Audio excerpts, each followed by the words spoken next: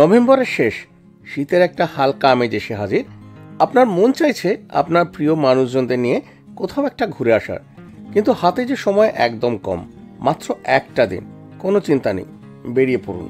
কলকাতার খুব কাছেই এমন এক রিসোর্টের উদ্দেশ্যে একদিন কাটানোর জন্য, যেখানে পাবেন একদম গ্রাম্য পরিবেশের সাথে আধুনিকতার মেলবন্ধন, যার প্রতিটা কোনায় কোনায় রয়েছে নিদারুণ শিল্পের আঁকিবুকি।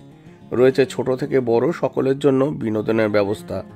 সে বড়দের জন্য বোটিং, ফিশিং, ক্যারাম, সুইমিং হোক, অথবা বাচ্চাদের জন্য দোলনা, স্লিপ, ট্র্যাম্পোলিন, আরও অনেক কিছুই রয়েছে এই রিসোর্টে। এছাড়াও রয়েছে বিভিন্ন রকমের ফলের গাছ, রয়েছে হরেক রকমের ফুলের সমারোহ, রয়েছে বিভিন্ন প্রজাতির রঙিন পাখি, মুরগি, টার্কি, রয়েছে খরগোশও। আর এই সবের সাথে রয়েছে রসনা তৃপ্তকর ইন্ডিয়ান, চাইনিজ, কন্টিনেন্টাল কুইজিনের যুগলবন্দি। তাহলে চলুন দেরি না করে শীতের আমেজ গায়ে মেখে পৌঁছে যান বনবিথি দ্য ইকো ভিলেজ রিসোর্টে।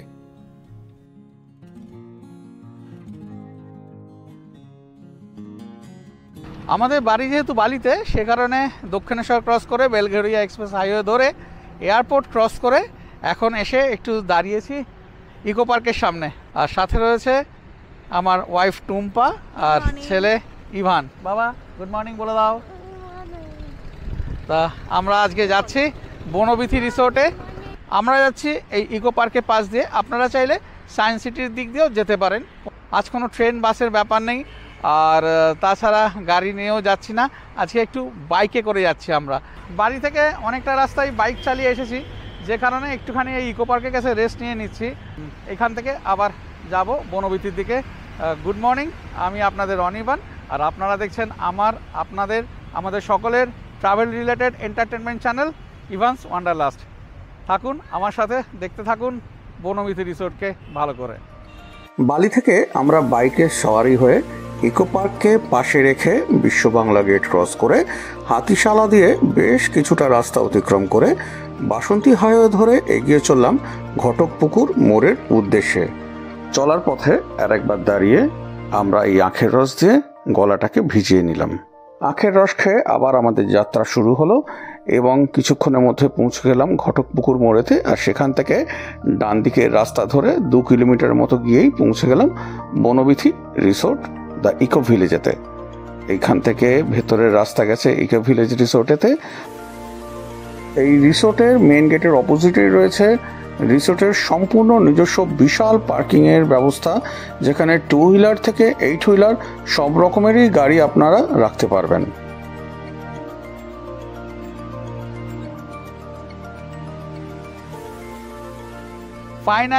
ফাইনালি এসে পৌঁছে গেছি বনবিথি রিসোর্ট দ্য ইকো ভিলেজেতে। বালি থেকে এই 46 কিলোমিটার রাস্তা আসতে মোটামুটি আমার এই 1 ঘন্টা 35-40 মিনিটের মতো সময় লাগলো।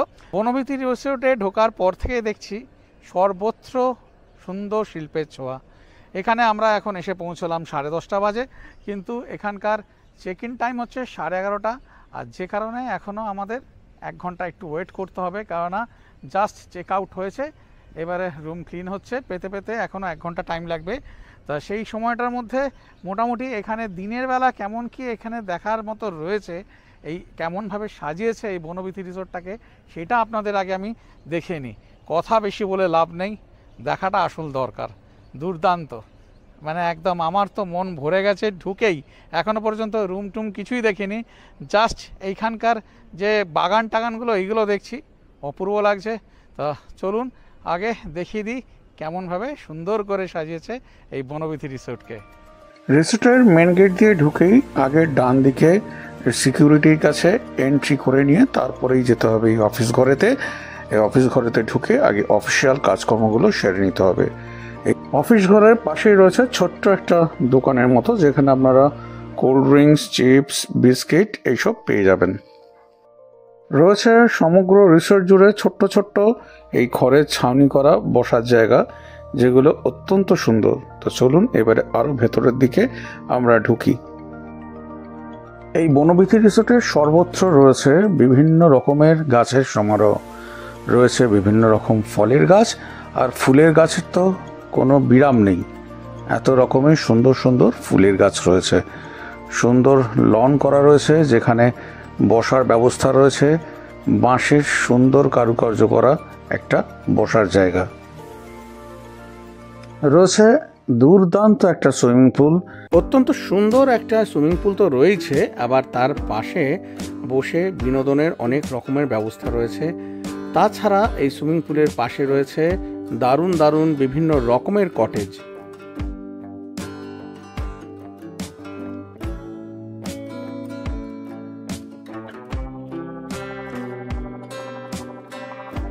খুব সুন্দরভাবে এক একটা কটেজের এক এক রকমের নাম রয়েছে, আর এই কটেজগুলো কিন্তু নিচে রয়েছে 2টো করে রুম, আবার উপরে রয়েছে 2টো করে রুম।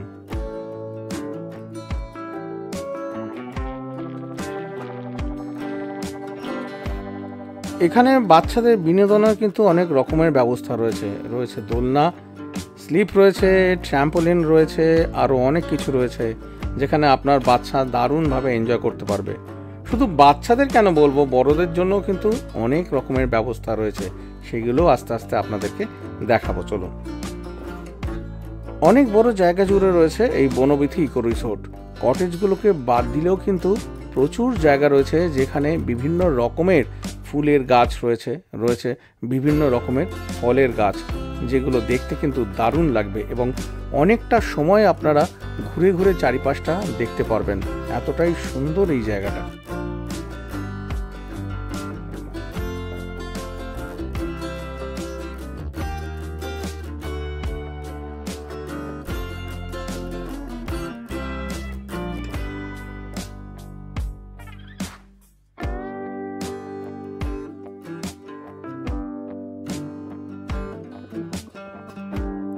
এই বনবিথি ইকো রিসোর্টে কিন্তু বিভিন্ন রকমের রং বেরঙের পাখি রয়েছে এবং ওদের খেলা দেখতে দেখতে অনেকটা সময় কিন্তু আপনার কেটে যাবে।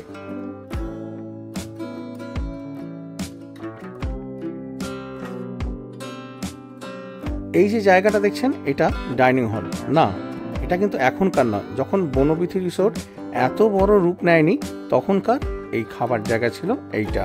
বর্তমানে বিশাল খাবারের জায়গা হয়েছে, সেটাও আপনাদেরকে আমি দেখাবো।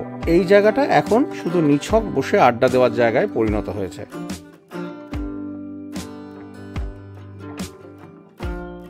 বিভিন্ন রকমের বিভিন্ন দামের কটেজের সাথে এখানে কিন্তু এসি ক্যাম্পেরও ব্যবস্থা রয়েছে। সব ট্যারিফ আপনারা পেয়ে যাবেন এই ভিডিওর ডেসক্রিপশন বক্সে। অতি অবশ্যই ডেসক্রিপশন বক্সটা আপনারা ফলো করবেন।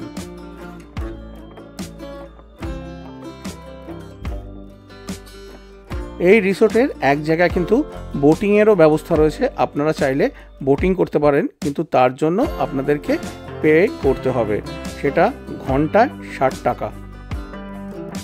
ফিশিংয়েরও ব্যবস্থা রয়েছে, আপনারা চাইলে মাছ ধরতে পারেন, কিন্তু সেটাও চার্জেবল, 200 টাকা পার পারসন। আর মাছ ধরে কিন্তু আপনি নিয়ে যেতে পারবেন না, মাছ ধরে আবার এইখানেই মাছ ছেড়ে দিতে হবে। এইখানে আবার বসারও সুন্দর ব্যবস্থা রয়েছে, এইখানে বসেও কিন্তু আপনারা আড্ডা দিতে পারেন। এই বনবিথি রিসোর্টে খরগোশ তো রয়েছে, তাছাড়া হাঁস, মুরগি, টার্কি, আরও বিভিন্ন রকমের পাখি কিন্তু রয়েছে, যেগুলো দেখতে আপনাদের দারুণ লাগবে।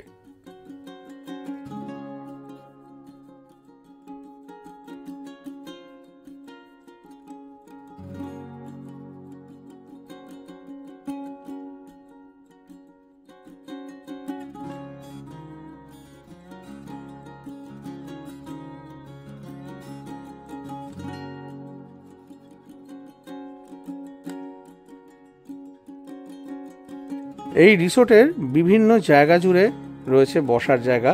আপনারা ঘুরতে ঘুরতে যদি মনে করেন একটুখানি বসে নেওয়া দরকার, আপনারা বসে কিন্তু রেস্ট নিয়ে নিতে পারেন।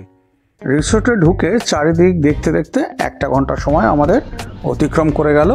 হোটেল কর্তৃপক্ষ আমরা যে মাড হাউসটা বুক করেছিলাম, সেই মাড হাউসের চাবি আমাদের হাতে দিল। চলুন এবারে মাড হাউসটা আপনাদের একটু দেখিয়ে দিই। এই সিঁড়ি দিয়ে উঠেই দেখুন দারুণ শিল্পের ছোঁয়া, যেমন সুন্দর বাঁশ দিয়ে তৈরি বাঁশের চেয়ার রয়েছে, এখানে আর একটা বেঞ্চের মতো ব্যবস্থা, ছোট্ট টেবিলের মতো রয়েছে, দেওয়াল জুড়ে রয়েছে শিল্পের নিদারুণ আঁকিবুকি, যেমন আপনারা এখন দেখতে পাচ্ছেন। আর আমরা যে রুমটায় ছিলাম সেটার নাম হচ্ছে শিমুল, মানে এই মাড হাউসটার নাম হচ্ছে শিমুল মাড হাউস। এই প্রত্যেকটা মাউড হাউসের সাথেই কিন্তু রয়েছে একটা করে ছোট্ট লন, আর সেখানে বসারও ব্যবস্থা রয়েছে। এইবারে এই ঘরে ঢুকেই রয়েছে একটা সুন্দর বাঁশের তৈরি খাট, আর দেওয়ালে সুন্দর আঁকিবুকি রয়েছে, অত্যাধুনিক একেবারে এসি রয়েছে, এলসিডি রয়েছে, টেবিল, চেয়ার, ওয়ার্ড্রপ, দেওয়ালেতে হ্যাঙ্গার রয়েছে, তাছাড়া রয়েছে একটা ছোট্ট লকারের মতো, এবং রয়েছে একটা ফ্রিজ।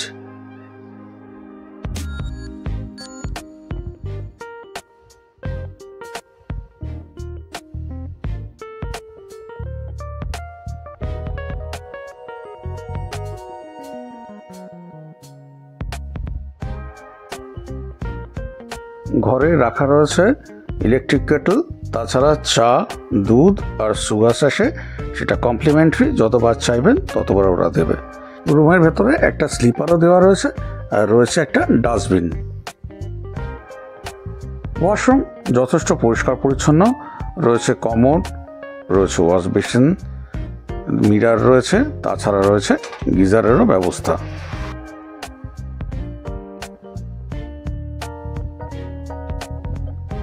রুমে ঢোকার সাথে সাথে চলে এলো কমপ্লিমেন্টারি ওয়েলকাম ড্রিঙ্ক আমপান্না।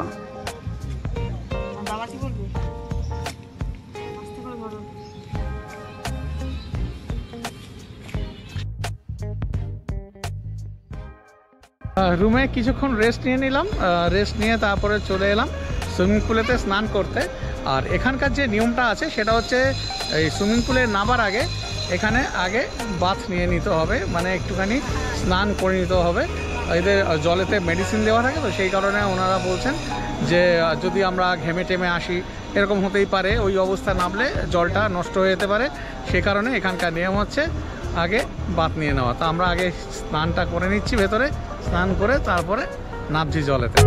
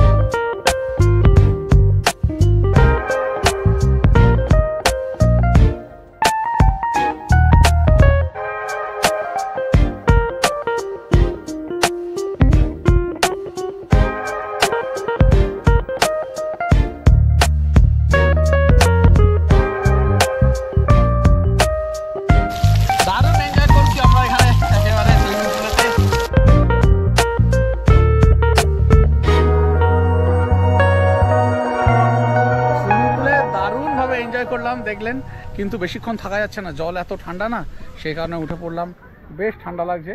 তা এবারে গিয়ে আবার একবার শাওয়ার নিয়ে নেবো রুমে গিয়ে, তারপরে যাব লাঞ্চ করতে। সুইমিং পুল থেকে রুমে গিয়ে আবার একটু শাওয়ার নিয়ে চলে এলাম লাঞ্চ করতে। আগে যে জায়গাটা আপনাদের দেখিয়েছিলাম ওটা আগে এদের ডাইনিং ছিল, এখন নতুন করে হয়েছে, অপূর্ব এই জায়গাটা। এবারে যে জায়গাটা আপনাদের দেখাবো, এখানেই ওদের নতুন ডাইনিং এরিয়া তৈরি হয়েছে।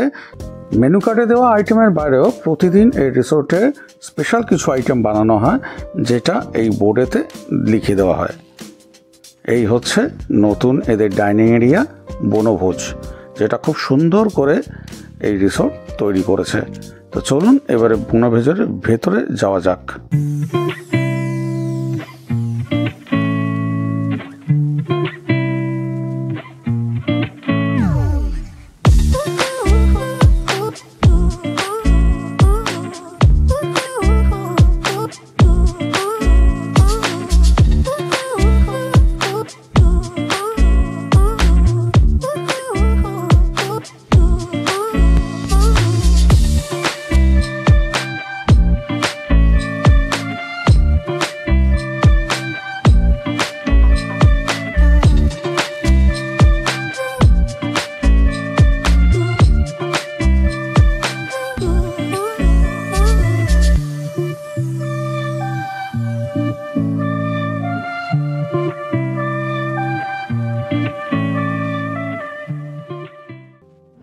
দিনের বেলা তো রেস্টুরেন্টটা কেমন লাগছে দেখিয়ে দিলাম, আবার রাত্রিবেলাও আপনাদেরকে দেখিয়ে দেবো, কারণ আমি যেটা দেখছি যে এত এখানে লাইটিংয়ের ব্যবস্থা আছে, অবভিয়াসলি রাত্রিবেলা দারুণ লাগবে, সেটা আমি এখনই বুঝতে পারছি। তো রাত্রিবেলা তো দেখাবো। আর একটা যেটা হচ্ছে, শুনলাম যে আজকে 30 নভেম্বর, মানে আমরা আজকে এসেছি এই বনবিথিতে, আর এই রেস্টুরেন্টটা চালু হয়েছে গতকাল মানে 29 নভেম্বর থেকে।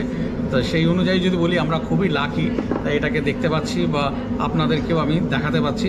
তার লাঞ্চে আমরা নিয়ে নিয়েছি ভাত, ডাল, আলু ভাজা আর দই কাতলা। কিন্তু আজকে আমি লাঞ্চটা স্কিপ করে যাচ্ছি, কারণ হচ্ছে আমার একজন রয়েছে যে আমাকে অত্যন্ত ভালোবাসে।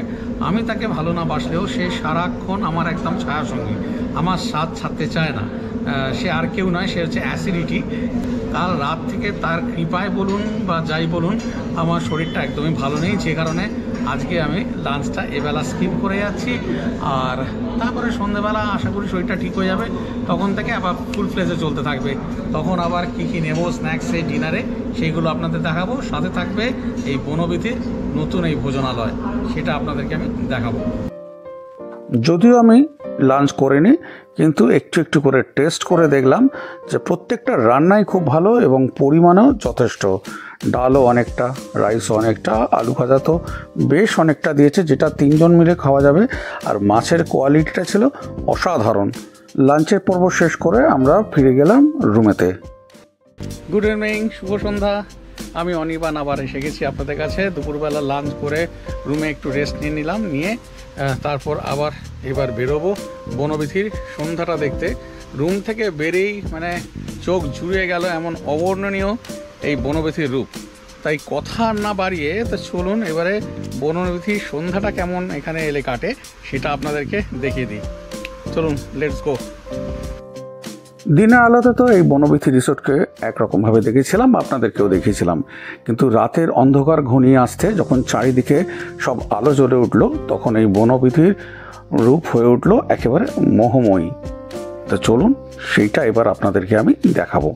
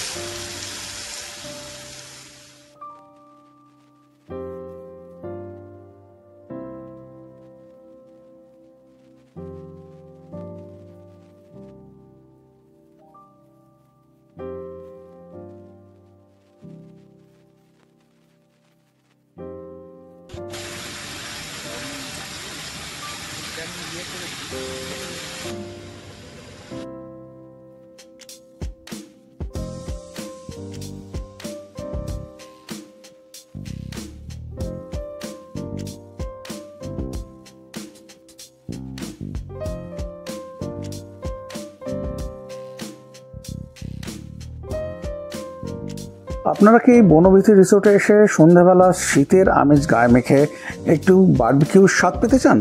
হ্যাঁ, তার ব্যবস্থাও এখানে রয়েছে। এই রিসোর্ট কর্তৃপক্ষই আপনাদের করে দেবে।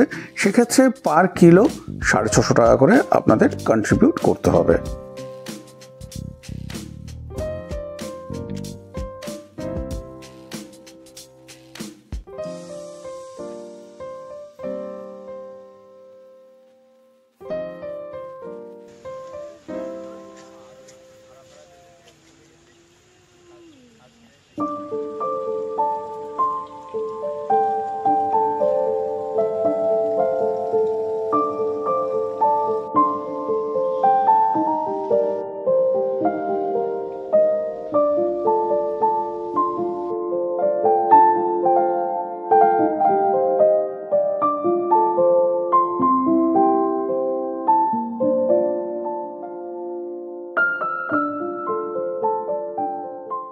চারিদিক পা হেঁটে ঘুরতে ঘুরতে কখন যে সন্ধ্যে 7টা বেজে গেল বুঝতেই পারলাম না। লাঞ্চ করিনি বলে পেটে একটু ছুঁচোর ডন দিচ্ছিল, যে কারণে অর্ডার করে দিলাম আমাদের জন্য একটা চিকেন মাঞ্চুরিয়ান ড্রাই আর ইভানের জন্য একটা চিকেন সুইটকর্ন স্যুপ।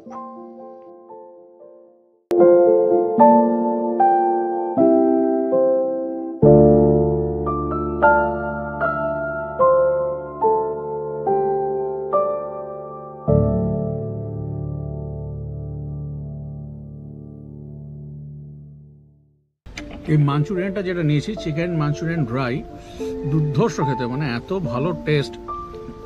মানে আমরা ট্যাংরা ম্যাংরার দিকে যেমন ভালো রেস্টুরেন্টে মানে কিমলিং বলুন, বিগ বসে বলুন, যেরকম টেস্টের খাই চিকেন এই মাঞ্চুরিয়ান, ঠিক একদম ওরম টেস্ট। চিকেনটাও যথেষ্ট সফট আছে একদম।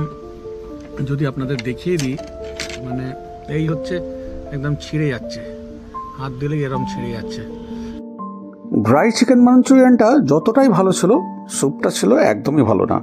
কনসিস্টেন্সি ছিল একদমই পাতলা আর এতটাই মিষ্টি যে ইভানও খেতে চাইলো না, যে কারণে আমাকে আর আমার ওয়াইফকে স্যুপটাকে শেষ করতে হলো।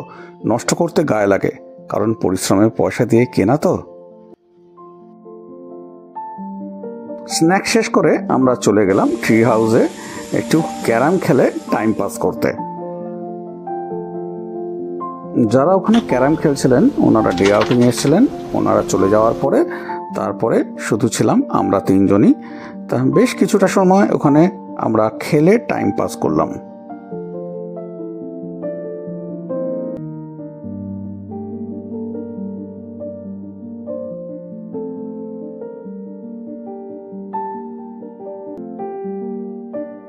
একটা জিনিস আমাদের খুব ভালো লাগলো, একটা ওই যে যেমন আপনাদের বলছিলাম যে সুইটকর্ন স্যুপটা নিয়ে একটু কমপ্লেন করেছিলাম, যেমন থিকনেস ছিল একদম জলের মতো আর টেস্টটাও ছিল একদম মিষ্টি, মানে যেটা একদম মুখে দেওয়া যাচ্ছিল না, এমনকি ইভান পর্যন্ত খেতে চাইছিল না, শুধু বলছে মিষ্টি মিষ্টি।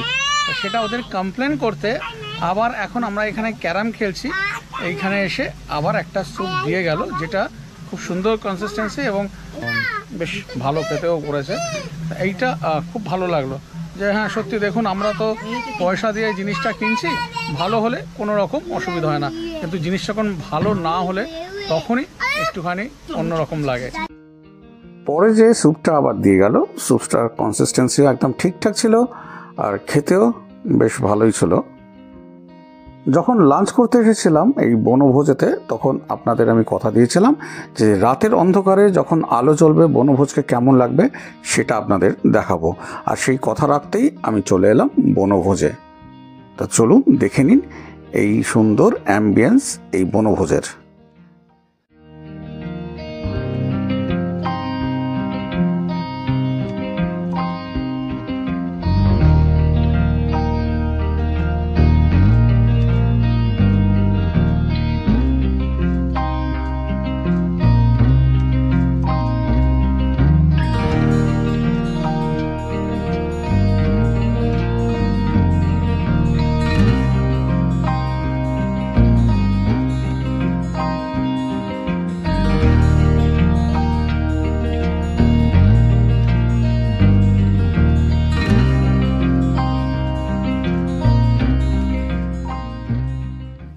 আপনাদেরকে তো দেখিয়ে দিলাম এই বনবিথির নতুন যে ডাইনিং এরিয়াটা যেটা হয়েছে, এত সুন্দর। দিনের বেলাও দেখিয়েছি, আবার রাতের বেলাও দেখালাম। আমাদের যে ডিনার করার কথা ছিল, কিন্তু আজকে আমরা ডিনারটা স্কিপ করছি, কারণ হচ্ছে স্ন্যাক্সে যে চিকেন সুইটকর্ন স্যুপ নিয়েছিলাম প্রথমবার একদম ভালো ছিল না, ইভান তো খেলোই না ওটা, যে কারণে আমাকে আর আমার ওয়াইফকে ওটা খেতে হলো। ওদের সেটা কমপ্লেন করাতে ওরা আবার করে নিয়ে আনলো, যেটা আপনাদেরকে দেখালাম। সেখান থেকে ইভান বেশ কিছুটা খেলো আর কিছুটা খেলো না, সেটাও আর আমাদেরকে খেতে হলো। তাছাড়া এই ড্রাই চিকেন মাঞ্চুরিয়ান অর্ডার করেছিলাম, সেটাও খেয়েছি।